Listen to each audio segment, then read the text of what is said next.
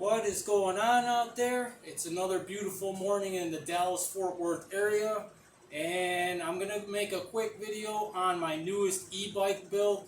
I know it's been a minute since I've done videos. I got really busy this year with commercial and industrial work, which I had to go back and do some, and I got going on that stuff, and I just haven't had time for anything else. I've had other builds that I've due to customers that I just had to get done, which has left me no time for videos.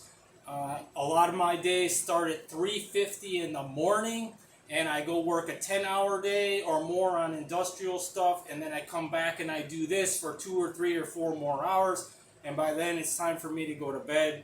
So my apologies for the gap in videos, so to speak. And thanks for those of you that have been following me for a long time. So let's go ahead and get into this.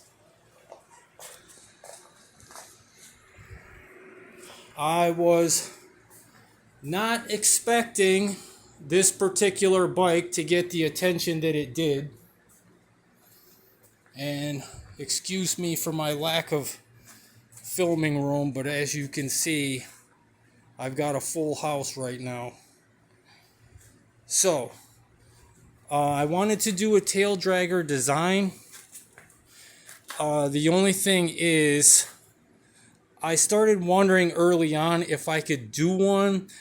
I've seen plenty of these where they come off of here and come back and come down like this. And I've always wondered if you could do a design where the frame came into the rear dropouts from the rear versus the front. I mean, logically, any builder always is thinking of how they're going to join the front of the frame to the rear axle. And logically, you would always think of this area, and 10 million crazy things have been done with designs for that. So I was wondering if I could come from the rear of the bike to join it to the front, which led to this design. And it's pretty cool because it came out, it's kind of like almost like a flying carpet, and then it comes back in as usual. Pretty tricky trying to get all this to work and have clearances, you know, because this derailleur has got to move, and there had to be room for this cable. I really didn't want to have to put a notch in this tube, and then on the other side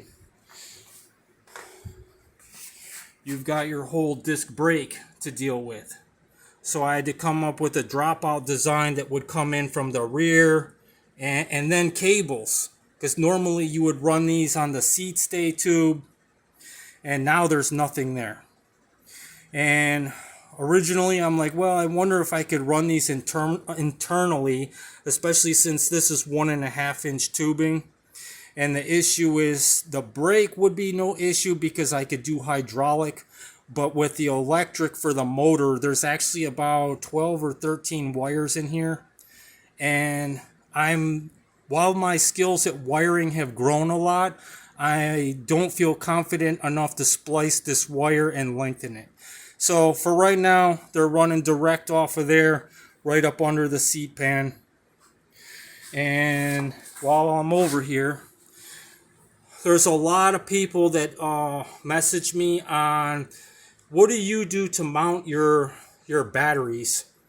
And since I've been building a lot more stuff like this the last 2 years, which is why I haven't been building these, I'm like, you know what? I measured, I think these were 8mm bolts that they use, which I use a lot of standard size bolts too. I'm like, you know, that looks awfully close to a 1/4-20 size bolt, which is the very same thing I use as bungs to mount these gas tanks. And I'll show you here real quick when I'm talking about bungs, for those of you that don't know. Excuse my unpreparedness for this. So these are bungs, and these are what's known as a blind bung because it doesn't pass all the way through. but they're threaded on the inside. This is 4 1/4 20 bolt, and this outside diameter is exactly a 1/2 inch. So what you do is you would drill a 1/2 inch hole in your tube, and this sets in there. This flange keeps it from dropping through, and you would weld that flange all the way around the top of the tube. TIG weld preferably, because it's so much cleaner and you only have that much to work with. So if you try to MIG that, I'm not saying that you can't, but I would definitely stick a bolt in there to keep spatter from getting in the threads. But that's what I did this time for mounting that battery mount, and it came out awesome. It's super strong, super clean, and I'm still going to, I've got this all on here now so that I could test ride the bike, but I'm actually going to drill this tube right there, a hole, and run that wire internally on another hole here, and then it comes out to your controller and the display right here. This is all going to be tanked in, which I already started on the halves for that. Ugh. These are going to be like so. And those edges are going to get, where that's marked, that's going to get broke over, which will come down like this for the sides. But this is all going to get tanked in, this whole area. And where this display is, there's actually going to be a plexiglass window here where you'll be able to see through to your display while keeping this totally clean and enclosed. The fork is also a new design. I'm running a 29x3 front, and the issue with running a 29 is they have a high axle, and I wanted to run a low frame, and that usually leads to a stubby looking fork, and I wanted to maintain a long fork look with a 29 and a low frame. Plus, I like the look of the frame being slammed into the fork. I kind of like it where it's like a giant was holding the bike like this and like slammed it into the ground, and it looks like it's smushed. I think that's the look a lot of people are after. So with this, I ran 2 legs up, and then I had to make my own tree.